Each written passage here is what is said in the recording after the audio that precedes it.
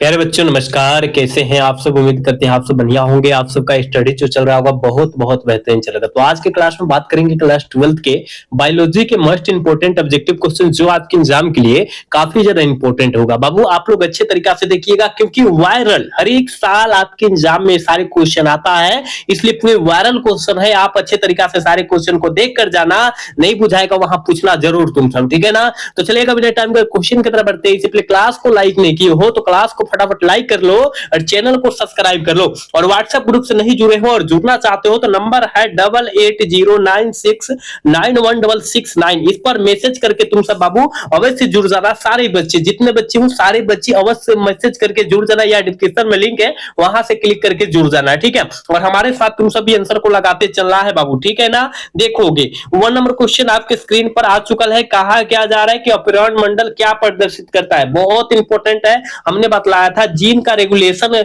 जो है प्रदर्शित करता है, यानी ऑप्शन नंबर सी करेक्ट हो जाएगा। 1 का ऑप्शन सी हो जाएगा, याद रखिएगा। पूरे VVI वायरल क्वेश्चन है, आप देखते चलोगे सारे क्वेश्चन को, ठीक है। अगला क्वेश्चन देखोगे, कहा जा रहा है 2 नंबर क्वेश्चन में कि निम्नलिखित में से किसका पुष्पासन खाया जाता है। किसका पुष्पासन खाया जाता है, तो सेब का पुष्पासन हम लोग खाते हैं, यानी ऑप्शन नंबर बी हो जाएगा। 2 का ऑप्शन बाबू बी हो जाएगा, याद रखिएगा। बाबू क्लास को लाइक करते चलिएगा, सारे बच्चे क्लास को लाइक करते चलेंगे। अगला क्वेश्चन देखोगे 3 नंबर क्वेश्चन में बाबू कहा जा रहा है डीएनए निम्न में से किसका आनुवंशिक पदार्थ होता है। डीएन जो होता है वो किसका आनुवंशिक पदार्थ होता है, आपके बैक्टीरियोफेज का होता है। बिल्कुल ऑप्शन नंबर बी हो जाएगा 3 का, याद रखना है। नेक्स्ट क्वेश्चन देखोगे 4 नंबर क्वेश्चन आपके स्क्रीन पर है। कहा जा रहा है कि पारिस्थितिक तंत्र की आहार श्रृंखला में ऊर्जा का प्रवाह जो होता है कैसा होता है, और हमने बतलाया था कि बाबू एक दिशीय होता है। वो ऑप्शन नंबर ए करेक्ट हो जाएगा। 4 का ऑप्शन ए हो जाएगा, याद रखना है, ठीक है। नेक्स्ट क्वेश्चन देख लो 5 नंबर क्वेश्चन में क्या कहा जा रहा है। कहा जा रहा है निम्नलिखित में से एक जैव पदार्थ नहीं है। कौन जो है एक जैव पदार्थ है, जैविक पदार्थ जो है कौन जैविक पदार्थ का उदाहरण नहीं है, उसका ऑप्शन बतलाओ। तो आप कहिएगा हम जानते हैं बेसिलस जो होता है ना, यह जो है जैविक खाद्य का उदाहरण या जैविक पदार्थ का उदाहरण नहीं होता है, यानी ऑप्शन नंबर करेक्ट बी हो जाएगा, याद रखना। हम बोल रहे हैं ना पूरे वायरल आपके बीच क्वेश्चन कराया जा रहा है, आप लोग अच्छे तरीका से एक एक क्वेश्चन को देखोगे सारे बच्चे, ठीक है। नेक्स्ट क्वेश्चन देखोगे 6 नंबर क्वेश्चन में कहा जा रहा है कि क्षय रोग का संक्रमण मुख्यतः किनके द्वारा होता है। क्षय रोग का संक्रमण जो होता है मुख्यतः किनके द्वारा हो जाता है बाबू, तो आप कहिएगा हवा के द्वारा। किसका द्वारा, हवा के द्वारा। ऑप्शन नंबर बी करेक्ट होगा। बात समझ रहा है ना तुम सब, पूरा हम बोल रहे हैं ना वायरल VVI क्वेश्चन है, आप सब याद करते चलोगे, ठीक। नेक्स्ट क्वेश्चन देखोगे 7 नंबर क्वेश्चन में कहा जा रहा है कि जैव रिएक्टर अनुकूलतम पारितंत्र में क्या निर्माण करता है। ये भी बहुत इंपॉर्टेंट है, किसको निर्माण करता है हो, आप कहिएगा गुरुदेव जी हम जानते हैं उत्पादक को जो है क्या करता है, निर्माण करता है, उत्पन्न करता है, ठीक है ना। यानी ऑप्शन नंबर ए सही हो जाएगा 7 का, ठीक है। अगला क्वेश्चन देख लो 8 नंबर क्वेश्चन में कहा क्या जा रहा है। कहा जा रहा है किस फल का बीज जो खाया जाता है, मतलब किस फल का जो है बीचे वाला भाग हम लोग खाते हैं, तो कहिएगा हम जानते हैं सर जायफल, लीची और शरीफा सारा का बीचे वाला भाग खाते हैं, यानी ऑल ऑफ दीज हो जाएगा, ऑप्शन नंबर डी हो जाएगा, ठीक है। अगला क्वेश्चन देखोगे SO2 का कहा जा रहा है SO2 प्रदूषक का जो होता है सूचक कौन सा है। SO2 प्रदूषक का सूचक जो होता है वो कौन सा होता है, तो आप कहेगा सर लाइकेन का होता है। बिल्कुल ऑप्शन नंबर बी सही हो जाएगा, 9 का ऑप्शन नंबर बी हो जाएगा, याद रखिएगा। अगला क्वेश्चन देखोगे यहाँ 10 नंबर क्वेश्चन में कहा जा रहा है कि शहद का निर्माण कौन करती है, तो आप कहेगा सर शहद का जो निर्माण करती है कार्यकर्ता मधुमक्खियां करती है, ऑप्शन नंबर बी सही हो जाएगा, ठीक है। अगला क्वेश्चन देख लो 11 नंबर क्वेश्चन में क्या कहा जा रहा है निम्नलिखित में से कौन सी बीमारी मुर्गियों में होती है। बहुत इंपॉर्टेंट है, कौन जो बीमारी होता है केवल मुर्गिया में होता है। हैजा भी मुर्गिया में होता है, ब्लड फ्लू भी जो होता है मुर्गिया में होती है, यानी ब्लड मतलब खून देना मुंह से, ठीक है। रानीखेत बीमारी जो होता है ये भी होता है मुर्गिया में, यानी ऑप्शन नंबर क्या हो जाएगा, डी हो जाएगा। 11 का ऑप्शन नंबर डी हो जाएगा, याद रखिएगा। अगला क्वेश्चन देखोगे कहा क्या जा रहा है, देखो कहा जा रहा है क्या इडली एवं डोसा का आटा किस सूक्ष्म जीव के प्रयोग से बनाया गया। इडली और डोसा का आटा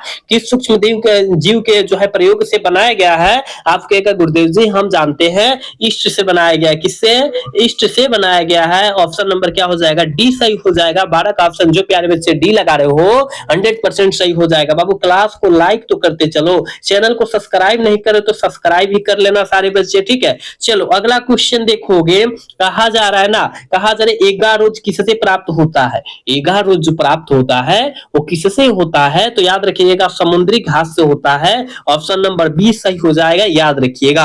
अगला क्वेश्चन देख लो, यहाँ 14 नंबर क्वेश्चन में कहा क्या जा रहा है, ऑपेरॉन मंडल किसने प्रस्तावित किया था, ऑपेरॉन मंडल किसने जो है ना प्रतिपादित किया था या प्रस्तावित किया था, तो आपको पता होना चाहिए जैकब और मोडन साहब के द्वारा प्रतिपादित किया गया था, यानी ऑप्शन नंबर सी करेक्ट हो जाएगा, याद रखिएगा। चलो यहाँ पर देखो कहा जा रहा है 15 नंबर क्वेश्चन में कि ऋतुस्राव चक्र किसमें होता है, ऋतुस्राव चक्र जो होता है वो किसमें होता है, तो याद रखिएगा मनुष्य, बंदर, चिंपैंजी सभी में होता है, इसलिए ऑल ऑफ दीज मारेंगे। लेकिन अगर बात किया जाए मध चक्र की, क्या मध चक्र की बात किया जाए बाबू, तो ये होता है गाय में होता है, भेड़ में होता है, याद रखिएगा। और गाय, भेड़, बकरी, ठीक है ना, बकरी, कुत्ता में होता है, ये सब याद रखना। ये जो होता है मध चक्र होता है गाय, भेड़, बकरी, कुत्ता, ये सब जानवर में होता है, ठीक है ना, मध चक्र। चलो अगला क्वेश्चन देखोगे, यहाँ पर कहा जाए द्विखंडन किसमें होता है, ये तो सबको पता है, अमीबा और पैरामीशियम में जो होता है द्विखंडन होता है, यानी अमीबा और पैरामीशियम, यानी ऑप्शन ए और बी दोनों टिक आउट करना है, ऑप्शन नंबर सी करेक्ट हो जाएगा। देख बाबू यहाँ पर देखो 17 नंबर क्वेश्चन में क्या कहा जा रहा है, डीएनए अणु में साइटोसिन 18% है, तो एडेनिन की प्रतिशत जो हो जाएगी वो क्या हो जाएगी, आप कहेगा हम जानते हैं एडेनिन की जो प्रतिशत हो जाएगी, याद रखना क्या 32%, क्या 32% हो जाएगी, ऑप्शन नंबर डी सही हो जाएगा, ठीक है। चलोगे 18 का आंसर लगाइएगा। कहा जा रहा है कि विडाल परीक्षण किसकी पुष्टि के लिए किया जाता है, विडाल परीक्षण जो है किसकी पुष्टि के लिए किया जाता है, जल्दी से इसका आंसर लगा दोगे तो टाइफाइड के लिए किया जाता है, क्या टाइफाइड के लिए किया जाता है, ऑप्शन नंबर बी करेक्ट हो जाएगा बाबू। अगला क्वेश्चन देखोगे 19 नंबर क्वेश्चन में कहा जा रहा है एचआईवी निम्न में से किस कोशिका पर आक्रमण करता है, एचआईवी जो होता है वो किस कोशिका पर जो होता है आक्रमण कर लेता है, तो यानी टी हेल्पर कोशिका पर, ऑप्शन नंबर डी सही हो जाएगा, 19 का ऑप्शन नंबर डी हो जाएगा बाबू, याद रखना, ठीक है बाबू। क्लास को तो लाइक करते चलो ना, क्लास को लाइक नहीं करता है तुम सब, क्लास को लाइक करो, चैनल को सब्सक्राइब भी करते चलना, ठीक है। नेक्स्ट क्वेश्चन देख लो, यहाँ पर 20 नंबर क्वेश्चन में यानी 20 नंबर क्वेश्चन में कहा जा रहा है वैसे पदार्थ जिनके प्रतिरक्षी क्रिया अनुक्रिया होती है उन्हें हम लोग क्या कहते हैं, वैसे पदार्थ जिसके प्रतिरक्षी क्रिया अनुक्रिया होती है उन्हें हम लोग क्या कहते हैं, जल्दी से इसका आंसर कमेंट बॉक्स में लगाइए क्या होगा, तो आप कहेगा सर एंटीजन होता है, क्या होता है एंटीजन, इस तरह भी लिखाता है पता है ना, एंटीजन इस तरह भी रहता है, घबराना नहीं है, ठीक है, यानी ऑप्शन नंबर डी सही होगा, विकल्प नंबर डी मारिएगा, याद रखना। यहाँ पर कहा जा रहा है 21 नंबर क्वेश्चन में कि एलर्जी के कारण निकलने वाला रसायन कौन है, एलर्जी के कारण निकलने वाला रसायन जो है बाबू वो कौन होता है, तो याद रखिएगा हिस्टामिन होता है, और याद रखना सीरोटिन होता है, यानी ऑप्शन सी हो जाएगा, ए और बी दोनों हो जाएगा, ऑप्शन नंबर करेक्ट सी हो जाएगा, ठीक है ना। 21 का ऑप्शन सी हो जाए, एक मिनट, एलर्जी के कारण निकलने वाला रसायन जो होता है हिस्टामिन होता है, क्या होता है हिस्टामिन होता है, ऑप्शन नंबर ए सही होगा, 21 का ऑप्शन नंबर ए करेक्ट होगा, क्योंकि एलर्जी के कारण निकलने वाला जो रसायन होता है हिस्टामिन होता है, याद रखिएगा, ठीक है। अगला क्वेश्चन देख लो बाबू, यहाँ पर कहा जा रहा है क्या कि निम्नलिखित में से कौन नर युग्म से संयोजन कर भ्रूण पोष बनाता है, कौन जो होता है नर युग्म से संयोजन कर भ्रूण पोष को बनाता है, जल्दी से 22 का आंसर लगा दीजिएगा, तो याद रखिएगा द्वितीयक केंद्रक होता है, यानी ऑप्शन नंबर डी करेक्ट हो जाएगा। अगला क्वेश्चन देख लो बाबू, यहाँ पर कहा जा रहा है ना, देखो यहाँ 23 नंबर क्वेश्चन में क्या कहा जा रहा है, देखो कहा जा रहा है एक जिंजोरा दूसरे जिंजोरा के प्रभाव को दबा देता है, इस घटना को हम लोग क्या कहते हैं, एक जिंजोरा दूसरे जिंजोरा के प्रभाव को दबाएगा उसे हम लोग क्या कहेंगे, तो याद रखिएगा एपिएटेटिस कहेंगे, ऑप्शन नंबर ए करेक्ट हो जाएगा 23 का, ठीक है। क्लास को लाइक करते रहो सारे बच्चे, चैनल को सब्सक्राइब नहीं किया सब्सक्राइब भी करते रहना सारे बच्चे, क्योंकि आप सबके लिए बहुत ज्यादा मेहनत किया जाता है, ठीक है, तो आपका तो फर्ज बनता है क्लास को लाइक करना, चैनल को सब्सक्राइब करना।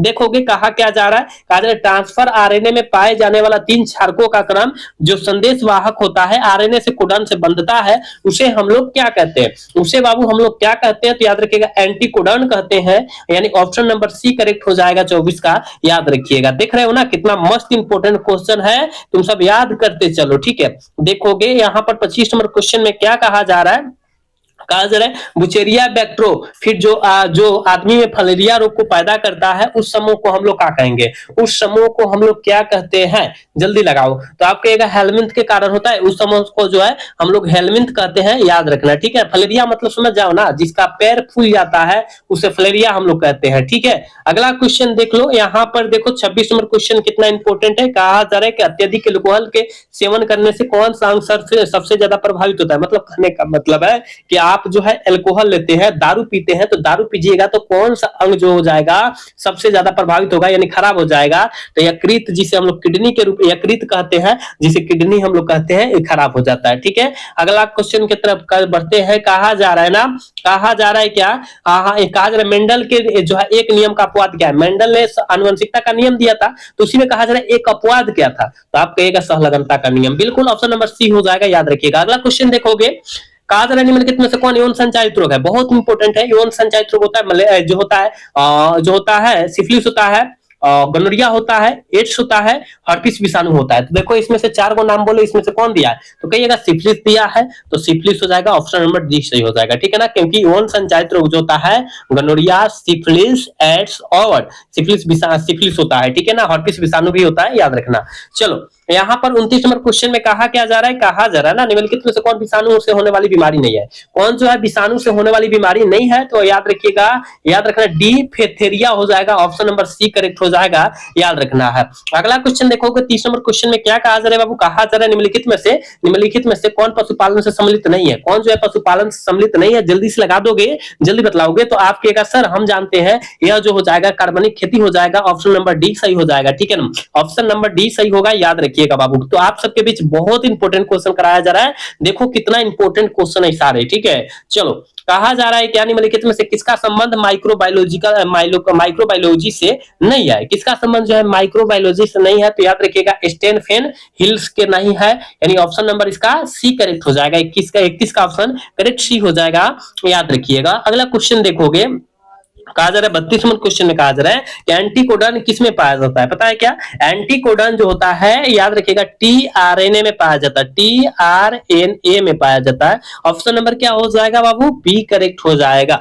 अगला क्वेश्चन देखोगे, यहाँ 33 नंबर क्वेश्चन में कहा जा रहा है मेंडल ने प्रतिपादित किया था। मेंडल ने कौन सा नियम को जो है प्रतिपादित किया था? तो आप कहिएगा आनुवंशिकता के नियम को प्रतिपादित किया था, लेकिन इसका सहलगनता का नियम जो है अपवाद निकल गया था। क्या अपवाद निकल गया था? याद रखिएगा आप सब। ठीक है, यानी ऑप्शन नंबर बी करेक्ट हो जाएगा इसका। 33 का ऑप्शन नंबर बी हो जाएगा, याद रखिएगा। अगला क्वेश्चन देखोगे 34 नंबर क्वेश्चन में कहा जा रहा है कि पृथक्करण के सिद्धांत को और क्या कहते हैं? बाबू पृथक्करण के सिद्धांत को हम लोग क्या कहते हैं? पता है क्या? आपके जी गुरुदेव जी, हमको पता है पृथक्करण के सिद्धांत को युग्मकों की शुद्धता का नियम कहते हैं, यानी ऑप्शन नंबर विकल्प नंबर क्या हो जाएगा? सी करेक्ट हो जाएगा। ठीक है, अगला क्वेश्चन देखोगे, कहा जा रहा है 35 नंबर क्वेश्चन है और आज के क्लास के लास्ट क्वेश्चन है। ठीक है, कहा जा रहा है नई प्रजातियों के निर्माण का महत्वपूर्ण कारण क्या है? बहुत इंपॉर्टेंट है, आपके एग्जाम में यह क्वेश्चन कई बार आ चुका है। तो आप कहेगा सर उत्परिवर्तन है, यानी विकल्प नंबर क्या हो जाएगा? बी सही हो जाएगा। 35 का ऑप्शन क्या हो जाएगा? 35 का ऑप्शन बी हो जाएगा। ठीक है बाबू, आज के क्लास में हम लोग 35 क्वेश्चन बतलाए हैं, तो बतलाइए आप 35 में जो है